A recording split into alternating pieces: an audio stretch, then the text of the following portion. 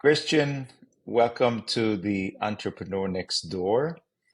Um, I'm not going to ask you to introduce yourself. I'm going to read some of your LinkedIn summaries and then we'll jump right into this. Let's see. If we scroll quickly, it said that you founded and grew Smart Curs to over 50,000 customers, offering 15 online courses. You founded a company called Ken a year ago, an average monthly revenue growth of 30%. And you help course creators and coaches double their profits fairly quickly. So, um, Christian Frunzi, how old are you? I'm 17 years old. Okay. So you're 17, and in full disclosure, we met on Growth Mentor probably over a year plus ago, and um, can't really say we became friends, but you clearly it tremendously impressed me, tremendously left a really big mark the first time we met, and this was just at the beginning of the Ukrainian invasion. And since you are not quite next door, so I'm in New York City these days, if you might see some tall buildings behind me, and we're definitely going to hear some fire trucks and ambulances and police sirens, because that's life in New York City. But you are not next door. So where are you? I'm based in Chisinau. That's the capital of Moldova. It's a country like near in Eastern Europe, near Romania and Ukraine. So you're sort of, if I remember a little bit of the map, you to the sort of left of Ukraine. Is that, am I right? Oh, So it's the west of Ukraine, yeah, kind of like yeah, the left of Ukraine. yeah. So when we met initially, there was a period of tension, and I think you and your family potentially considered evacuating because nobody really knew what what was going to happen in the beginning of the war.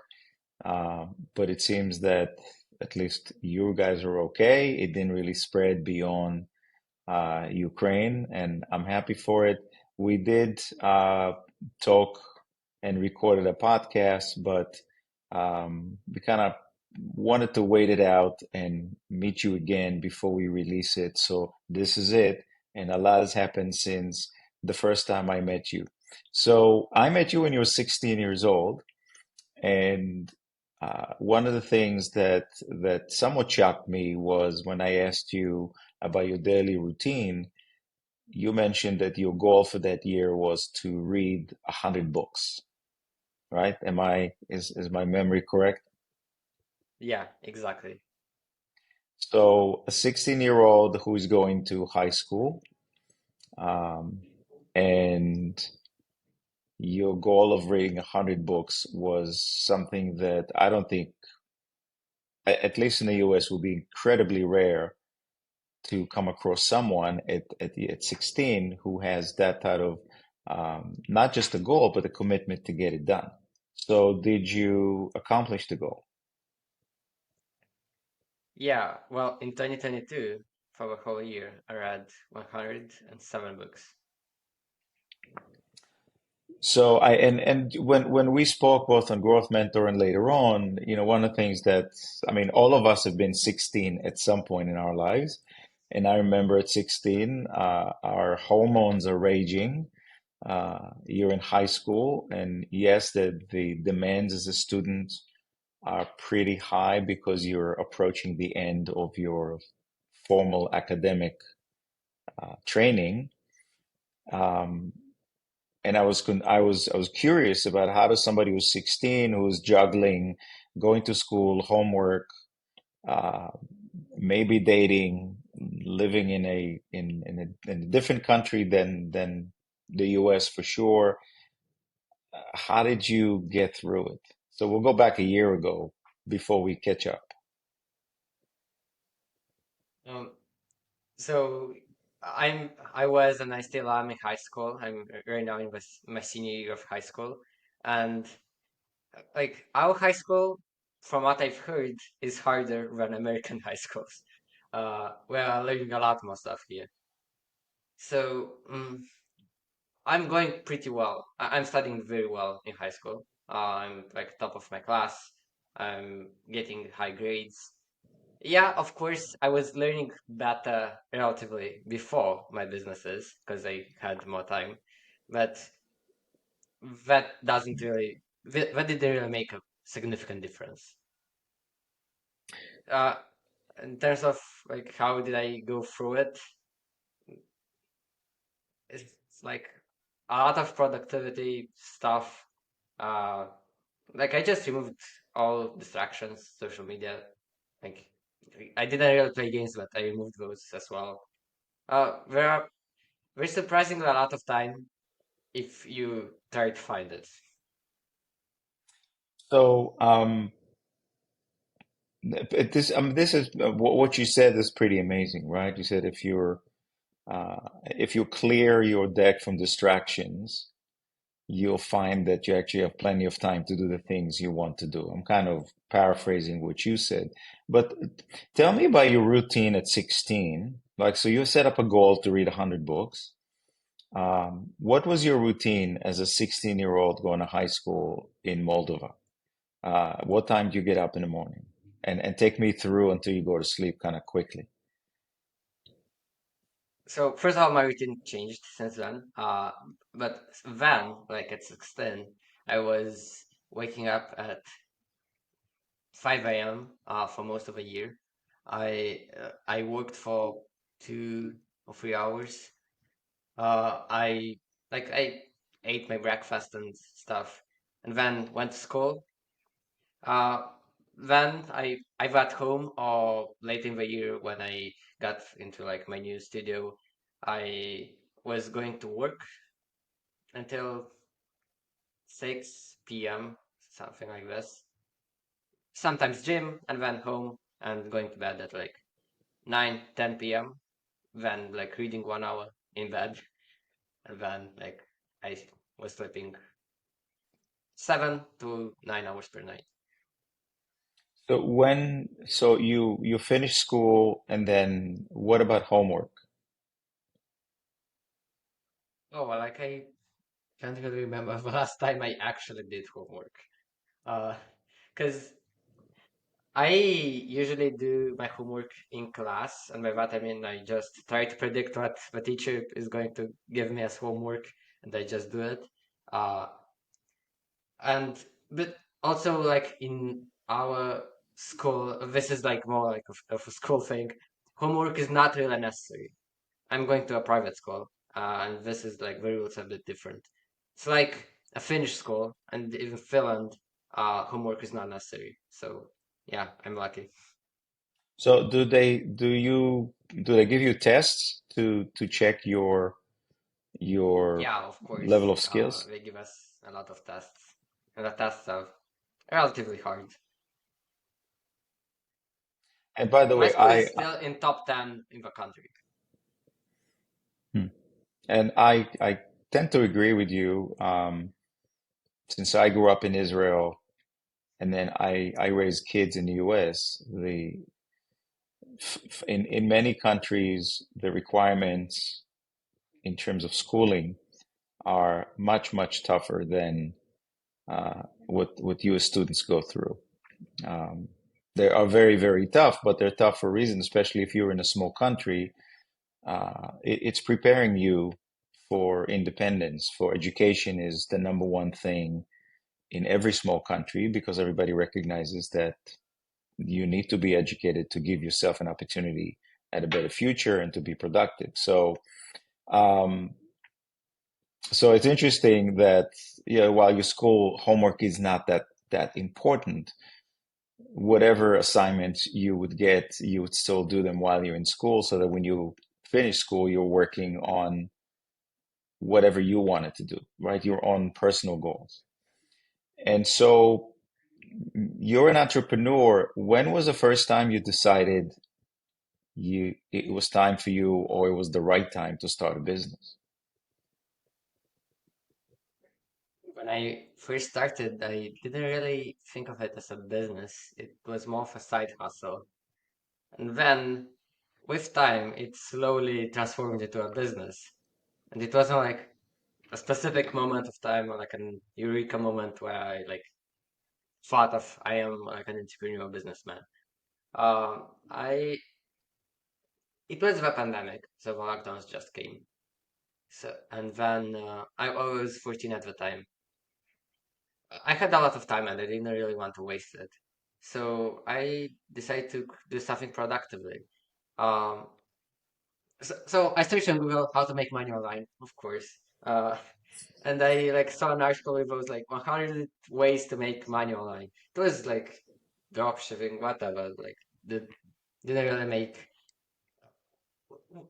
those articles are not great. But number 13 was online courses. And then uh, I realized that there were no online courses in my country, like in Romania and Moldova. So that's when, but the demand was there. Like the demand was pretty strong. Like I was saying on Google Translate, the demand for online courses because it was the pandemic went all the way up. That's when I decided to create an online course myself, which is kind of crazy if you think about it. Like at 14, I knew graphic design at the time, so that's what I decided to teach in an online course. So you're a smart marketing guy because I know you. And so marketing, when you start a business, the first question that we always have to ask when you think about it and while you're even running your business is, what problem am I solving? Right? So yes, so during the pandemic, everybody was locked up at home and people were going nuts and they were looking for ways to do something with their time. Um, what was the problem that your online course, what was it solving? So it was you were teaching graphic design online, was that it? A problem that I solved was the lack of education in of online education in Romania and Moldova, especially in terms of like new age skills, like skills that are pretty new, like programming, software development, design, even marketing, like digital marketing. And there were no online courses about this at that time. So, but people in Romania and Moldova, yes, some of them know English, but it's still more comfortable for them to learn in their own native language. Mhm. So you get the idea at 14, but then you begin to implement this. Um, but frankly speaking, Christian, running a business is, yeah, you kind of defined it as a side hustle. And I guess it was taking off and it was growing on its own to some degree. Um, at some point, the business demands more from you that you can potentially give. That's a challenge that all of us face when we run businesses. Now, you're in high school and you start something that's not there, right? There's no online courses. Um, at some point, you wake up and you say, "Holy crap, this is working. What do I do now?" That day was at after Black Friday in 2020. Because I didn't do any marketing at the time, but I was publishing my courses on other platforms, and they did the marketing for me. Uh, and then I realized I didn't make a lot of money at that time, but uh, I realized that this thing is working. Like I'm getting a lot of students. I think I got 3,000 students in the first in the first 4 months of launching. So in 2020. That's when I realized I want to continue doing this thing and scale more. And by scaling more, I mean creating more courses. But again, I was like a 14-year-old. I couldn't create a lot of courses. I didn't really have the skills for that. Nova time. And that's when I decided I could. just hire instructors, experts to film the courses for me.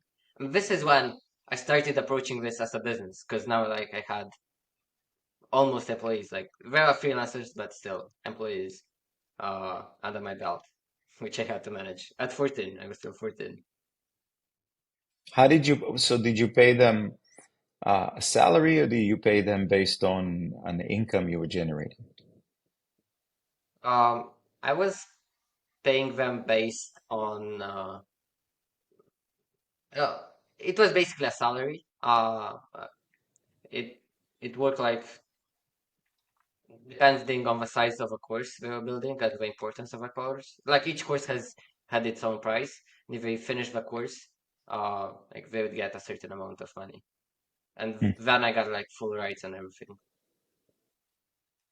So if you're 14, 15, 16, um, you have parents, and I think from the last time we were on camera, I think you have a brother, right? And so what do your parents say when you're building a business? Are they supportive? Are they telling you you should just enjoy being a 15-year-old? It's too early to start a business. What are they telling you? Not telling me all of those things at the same time. Like they're really supportive, uh, but then I somehow like I don't really have limits. I work all the time and stuff. Uh, and they tell me to enjoy life more, especially at this time. Like in my opinion, I'm enjoying life. I'm really happy, but they're telling me to enjoy life more. So like they're doing both ways. They're really supportive. They never put me down in my business. Yeah, they may have had like some internal doubts, but they didn't really s- externalize those. They let me do my thing, and I'm really grateful for that. So usually when somebody is 14, 15, 16, at least we'll talk about American kids, right? Yes, they have lots of fun, but at some point fun costs money, and so they start to work, right? You mow the lawn, you run errands, maybe you get an allowance from your parents, which is the money that you get to use to have fun. It sounds like you were building up your own bank account um, on your own, and you really didn't need to rely on anything else. Yeah, well, I never really requested money from them, but of course, so in the first almost 2 years, like the business was unprofitable, so uh, I kind of I kind of had my own funding, but those were coming from the business. If I need those, like, but my expenses were like so low at the time, like below $50 or $100 at that time. I didn't spend any money, so it's insignificant. Um, and the thing is, like, I put my own money into my business, but that weren't enough. That wasn't enough. Like I hired 20 instructors, 20 experts to film a lot of courses for me, like 15 courses, and that costs money. Uh, Money that I funded through like the profits that I already had from other like other products and stuff, but it still wasn't enough in the beginning. So half of the funding, of the external funding, came from my parents as loans, which are very That good you loans, like no interest loans, basically no like repayment that date, stuff like this. so for the first few years, you said the business wasn't profitable. Um, again, to me, that what I'm curious about is your mindset, right? You're a young guy. You're putting in hours. I mean, you are sacrificing. You could do other things. You're enjoying doing it, but it's not profitable. How do you stick with it? Were there times where you said, "Well, this is fun. I'm having, and this is enjoyable for me, but I'm not making any money. Maybe I should stop." Which is, by the way, happens to all of us and everyone who starts a business. It doesn't take off. But especially in a young mind like yours, it's much easier to say the hell with it and just go do something else, but you didn't. There were a couple of times some thoughts, but I never gave up on business as a whole. Um, what one framework that helped me was that I didn't really have a plan B. Yes, plan B is technically school, but it's not like I was uh, the school is taking all of my time and stuff. So I still had like free time to put into my business. So I had no alternative. Like, what better thing to do with my time except business? Like, this is what the thing that grows me as a person the most. So this is what I focused on. And even if I didn't make money, I was still getting a lot of other benefits. Like, again, learning, growing as a person, which I really liked. Uh, Eventually, like once I turned like once I was break even, I suddenly stopped caring about money. Like, I realized that the only thing that I cared about was not losing money, because of course you can run businesses while losing money. But once I did that, uh, and obviously, like, I had parents to support me, like I still had food to eat and stuff, a place to live. So again, I didn't really care about money after that. But until that point, I just stuck with it because this was the best thing I could do. So looking back, what do you what do you think you did to get past the break-even point? What was it that got you to that? Because, you know, the statistics are that 80% of businesses that startups usually go away within the first couple of years. And they go away not necessarily because they're a failure. They go away more often than not because the entrepreneur just gives up, right? It doesn't work, it doesn't work, it doesn't work. At some point, you just walk away. And interestingly, that happens usually just before the tipping point of things are going to just fall into place and work. Most people quit just before that. But again, I want to keep bringing this up. You're a 15-year-old who is started his own business at 14. Now you're 15. Now you're 16. What got you over that tipping point of break even? Was it just sticking to it, or were you learning as you're going and you implemented things that got you there? Mm, I we learned a lot of things. So I realized, like, along those 2 years, you can run a business without marketing, and I didn't really know marketing when I started it. I mean, I knew nothing about marketing. And obviously, we need marketing in our businesses. So as I learned it and I became better at it, uh, this was one of the things that made me profitable. Uh, and it was coupled with like launching a lot of courses, a lot of new products. So those new products were really successful.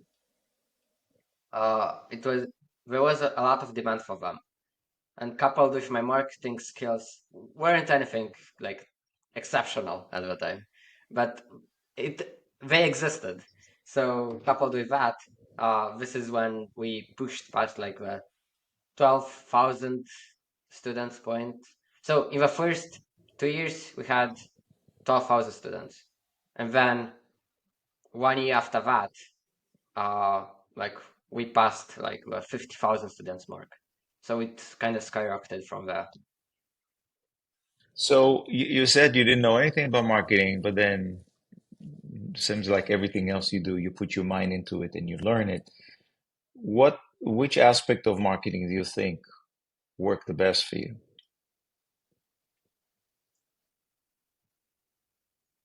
Like, good question. Let me. We. I know what worked in the year once I was profitable, and what helped us push like past that 50,000 students mark was ads, like TikTok ads, Meta ads. Um, we never really did organic stuff. because it was a lot of work. So, but until that point, it was my time was mostly focused on building more products. Well, like in the first 2 years, it took like 2 years and some. In the first 2 years and a bit, we launched all of our products, our 15 products, and they kind of grew by themselves. We did SEO. This is what we did, but this got us a few thousand students. But of course, it was not enough to cover the costs.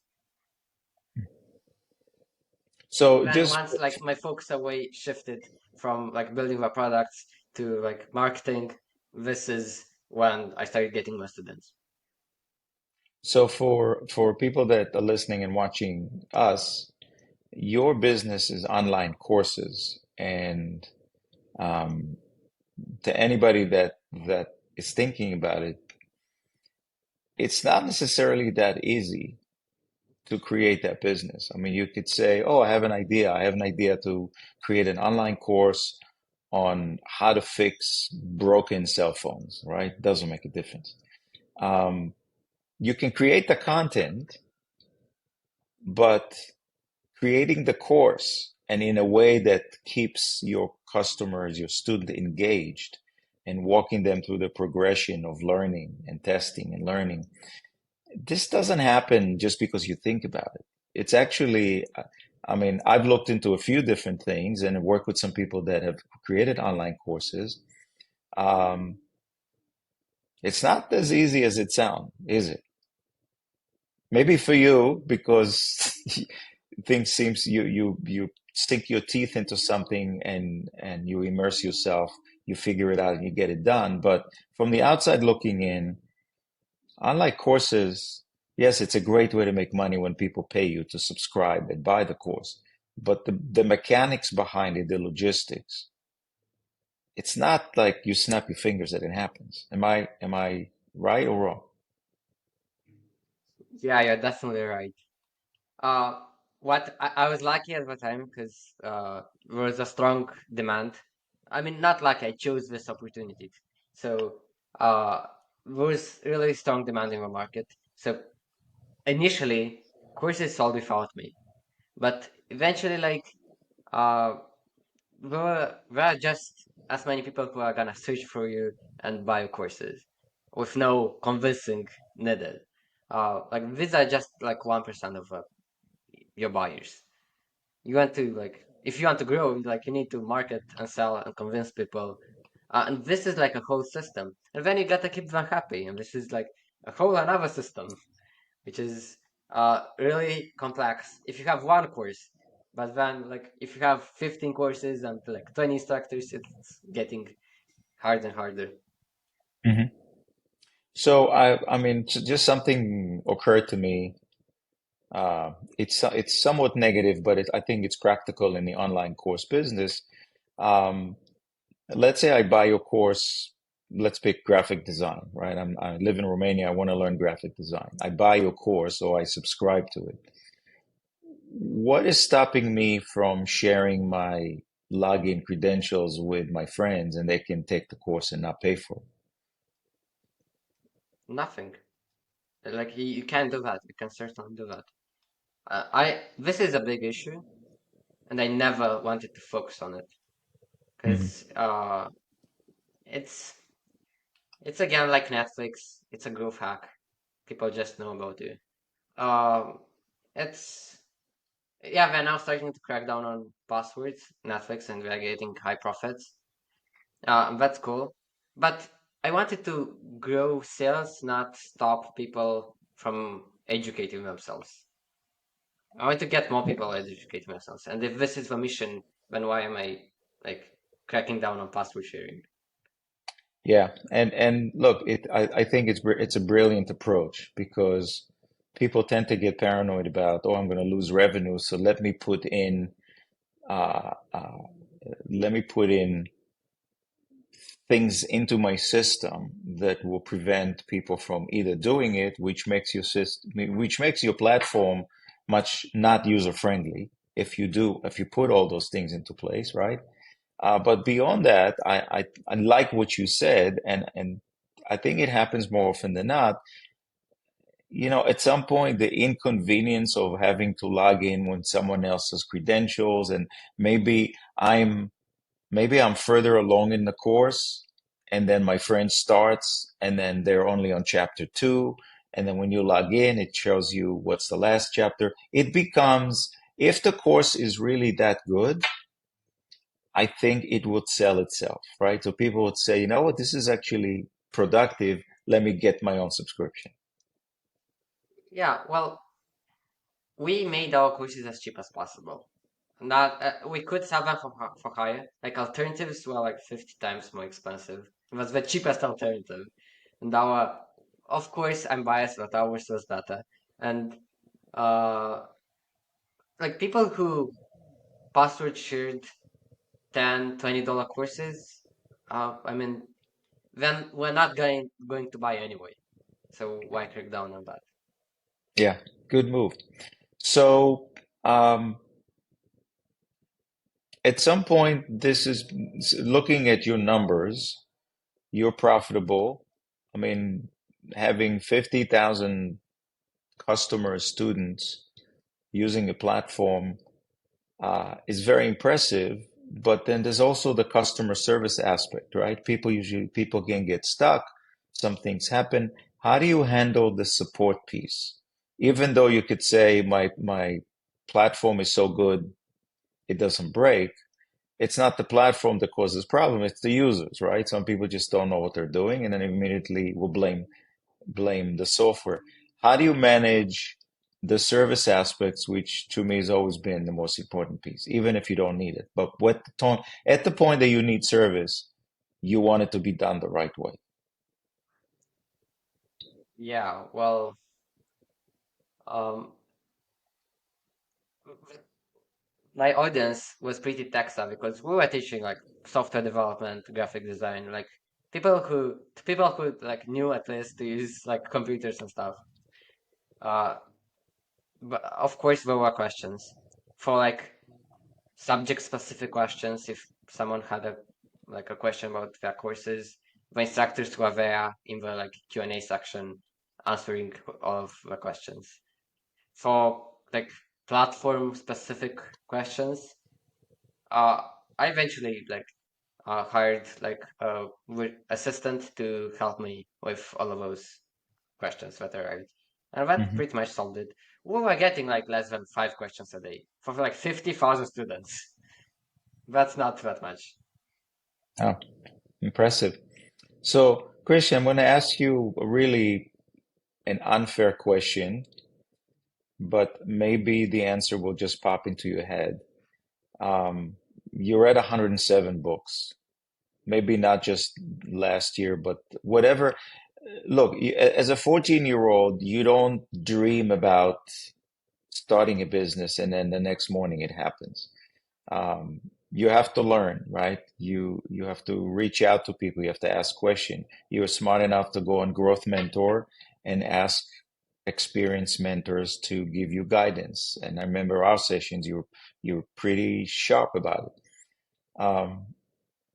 Was there one person or one book? I'll make it easy for you. One person, one book, or maybe both, that when you look back, you can say, this is what made a difference for me. I know it's a tough question because there's so much going on, but is there one person, one book?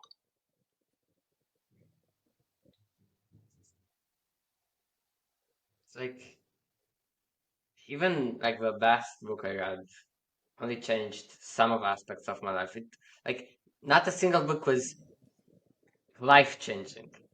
Like it changed. It may have changed a lot of things, but it wasn't or even business changing. It may have changed like my email marketing. It may have changed my like leadership skills, but that's only like one small aspect of a business. Um, like usually books that could qualify for this question are like very general books that can like change everything. Um, things like classics like Atomic Habits or like How to Win Friends and Influence People. But well, those were definitely making a difference. Uh, those are too general to substantially help me in any area. In terms of uh, one book that changed how I view business, it didn't really change much operationally and stuff, was the Almanac of Naval Ravikant. Hmm. Um, and What in was it? terms of What was learning, it? Go ahead. I'm sorry. and again, and for people, again, not really that many people. Uh, Recently, like in the past year or so, like Alex Hormozy, all of his content, all of his books, uh, really, like they changed both how I do business and how I approach, and sometimes how I approach my life too. So, at some point, you become a TEDx speaker. How did that come about?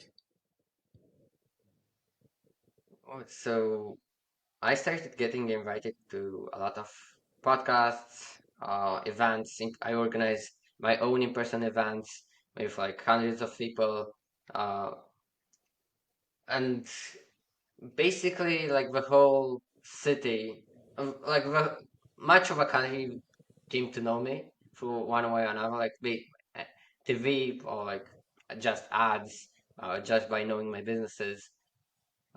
So then when organizers in my city wanted to like organize a TEDx event here in Moldova, it's the only kind, there is only one TEDx event in Moldova yearly. They invited me to be one of the 10 speakers there, like in between celebrities and stars. I was like there, like as a kid, speaking on stage. So, I mean, there are two types of TED. There's the regular TED, which I'm assuming is really tough to get to, and then the TEDx are more of the local regional events, and they're also not easy to get to because you either get invited or you can apply, but are very, very selective because it still is the TED brand that's there. Um, I mean, I watched your TEDx talk, but I had no idea what you were saying because it was in Romanian. What, how was it received? What did you learn from preparing for TEDx, getting on stage as a young guy, as a 16-year-old? What, how did it change you?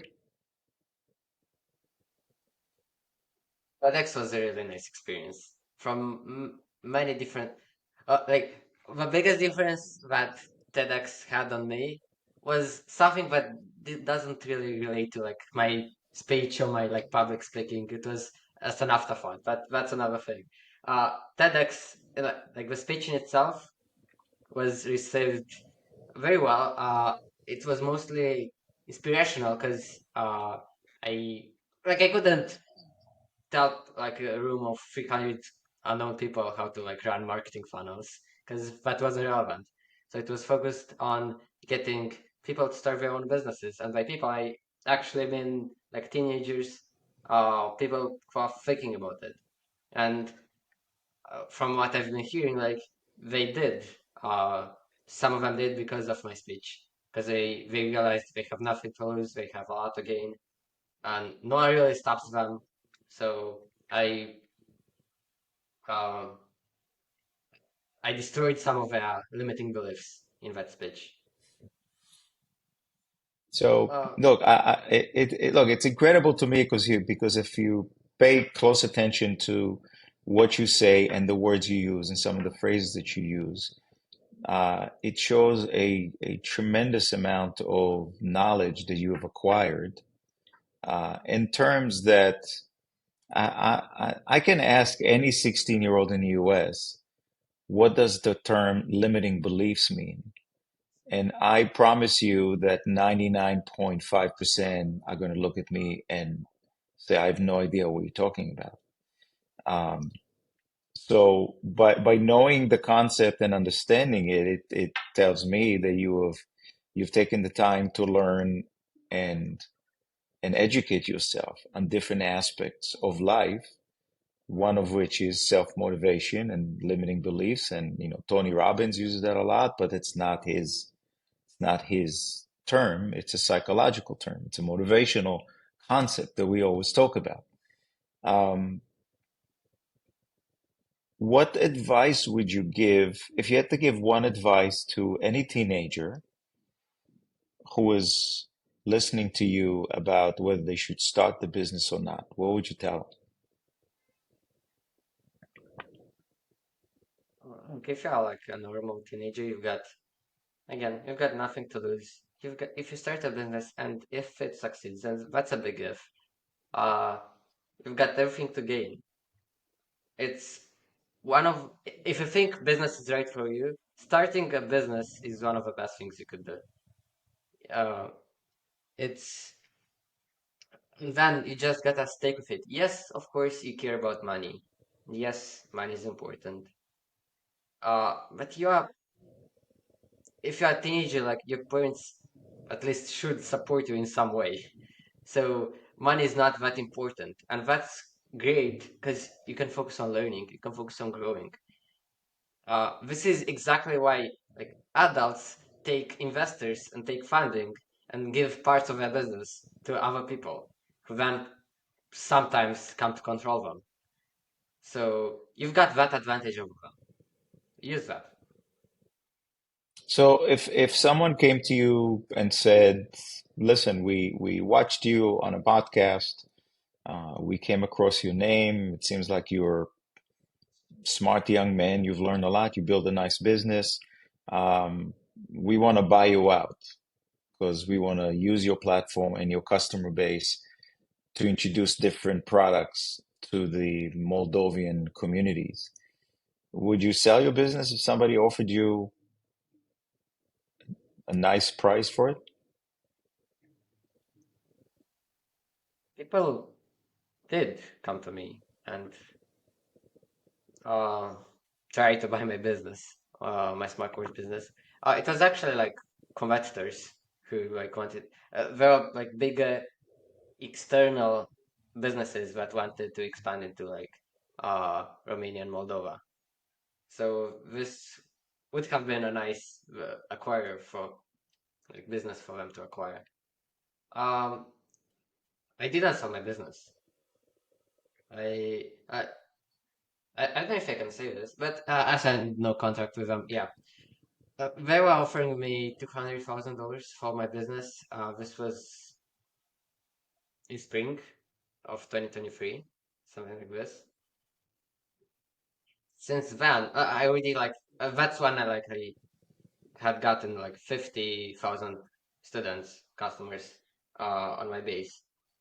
Uh, and it was a good price. I wasn't arguing about the price, but uh, what I really wanted was to develop it, was to actually like make education more accessible for.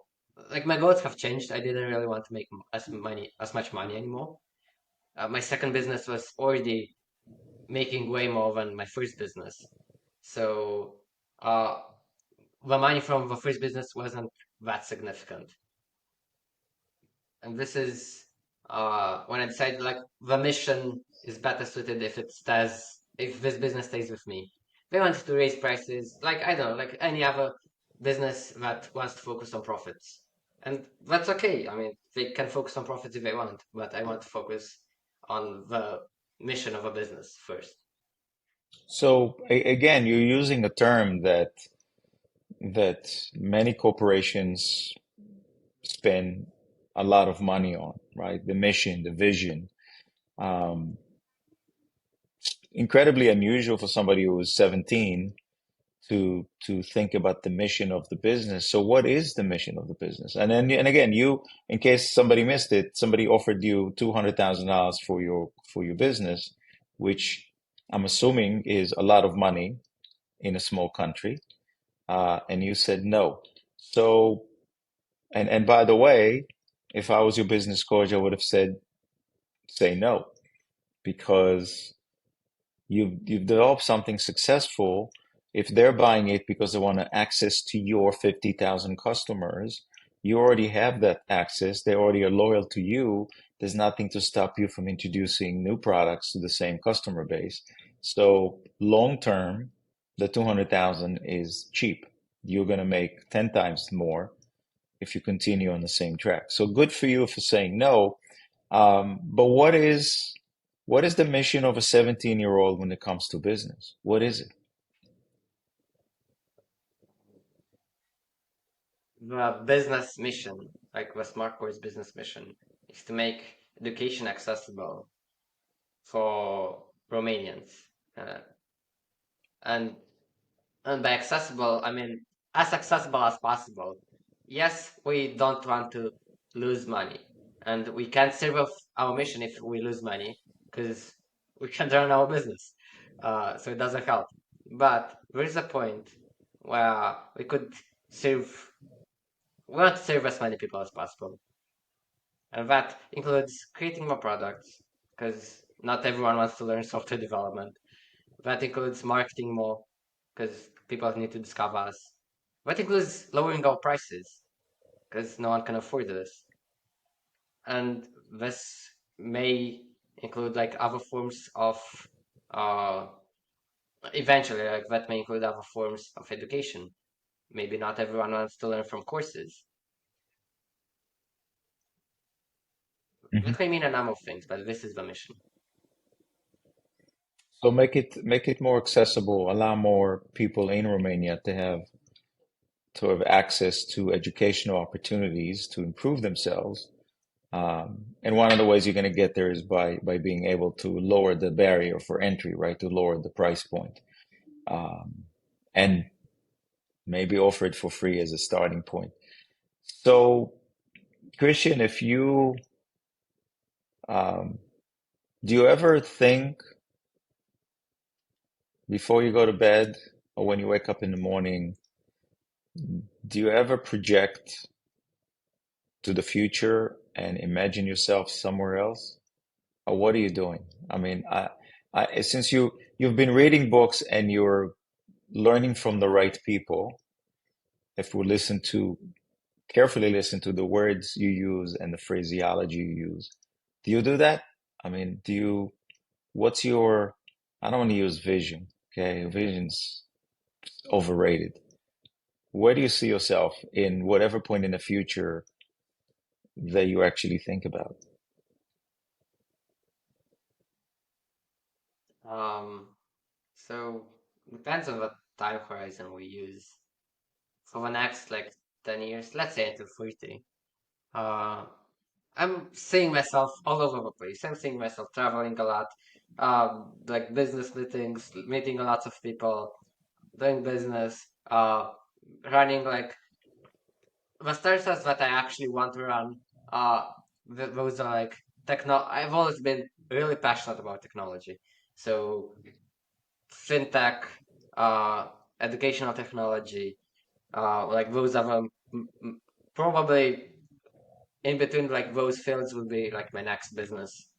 Um, then, if I succeed, uh, I probably like want to move to like to being an investor. This an investor seems like the dream job for me. I want to be an entrepreneur, but I've got the mindset of an investor more. Like I notice it very well when investing uh, with my personal funds. Uh, and that's in terms of like my career, but of course there are lots more to life than career stuff. So, someone like you could easily write a very impressive resume um, and a college essay that would probably get you into most of the top schools in the US, universities, because the average 18-year-old who shows up to apply for college in America, uh, even though they do all these activities during high school to make themselves, much more attractive as a potential student for the universities, uh, 99% of them don't have what you did. So I would guess that you could probably get into any school, most of the good schools here, and probably with a full scholarship also. Is university in your future as the next learning phase, or I'm going to guess and say maybe Christian Frunze doesn't think formalized learning is where you learn, but actually doing what you're doing.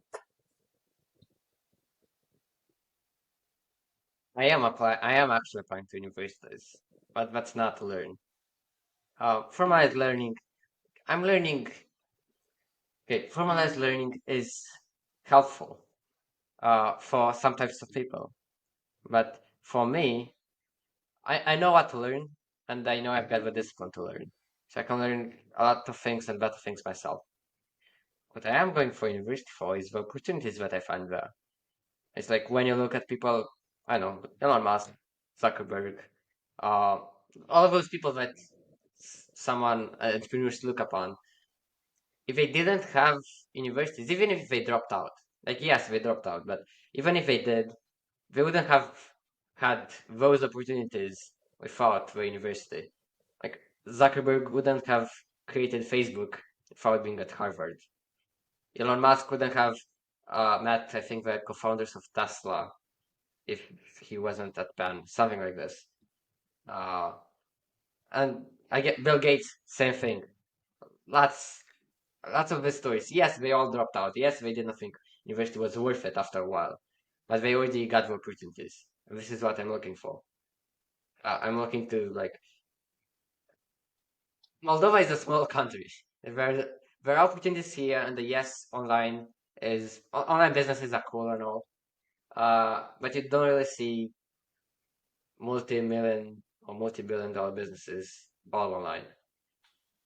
So that's why I would want to travel to more developed countries first.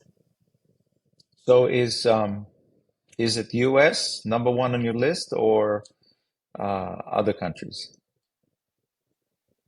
Yeah, Silicon Valley is number one on my list. I Okay. managed to get there. Well, Silicon Valley, when you say it, it's where the money is, but I guess the West Coast in terms of universities, yeah, they have some pretty good schools. Palo Alto is a beautiful town to hang out, but um, you're right. You maybe the knowledge you gain in the university system um, is okay, but what you're exposed to in terms of opportunities and finding people like you within the university um, is probably where your next opportunity is going to come from. Um, but you're going to have to, it comes with sacrifices, right? University is not high school, right? There are much more demands as a college student, particularly in tough schools. There are much more demands on you. Um, you will have to make some decisions. Maybe your business will have to be run by somebody else while you're overseeing it, which is, the next level of entrepreneurship where you don't have to run your business. You just manage it from a different perspective.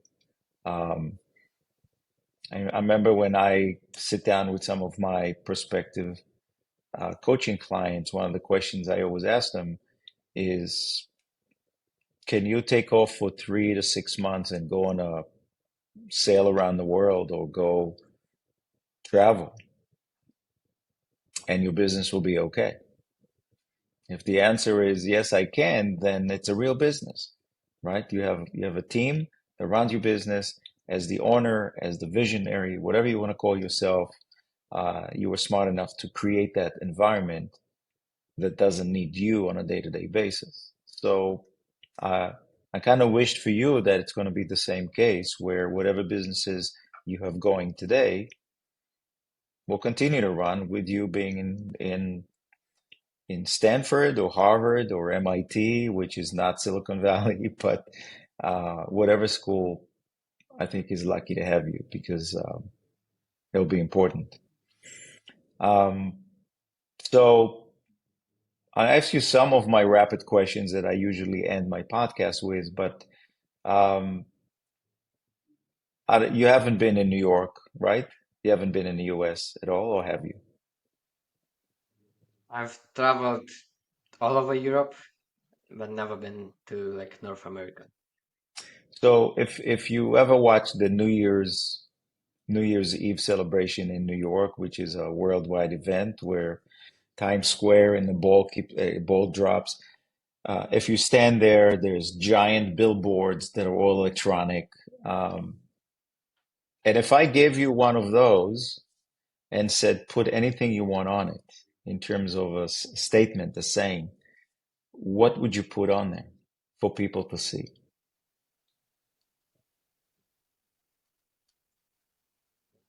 Um, yeah, it's hard. An interesting question. My first thought is a quote from that book, The Almanac of Naval Ravikant. Health, love, and your mission, in that order. Health, love, and your mission?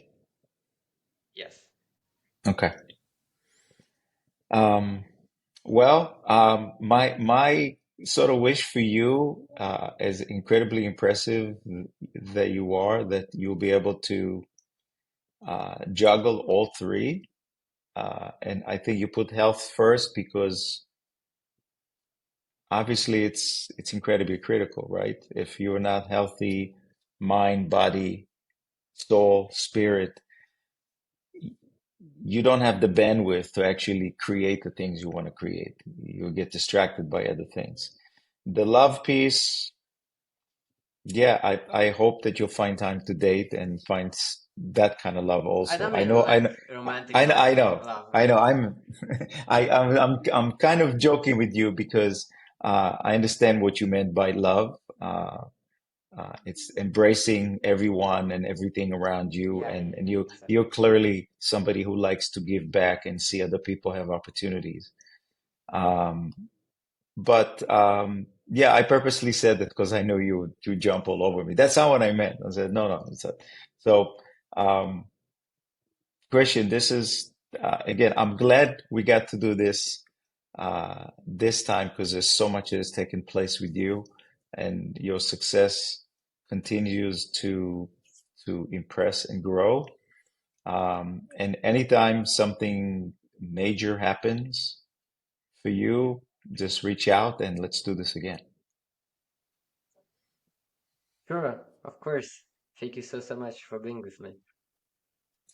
Same here. Thanks again. And of course, uh, Christian Frunzi is on LinkedIn. All your contact info will be in my show notes. I keep my show notes fairly short because I want people to listen and watch instead of just read everything and just jump to the next thing. So it will be there. Let's stay in touch. I am sure there'll be more news and things that are coming out from you in the future, and I can't wait for the next one. Thanks a lot. Take care. Take care.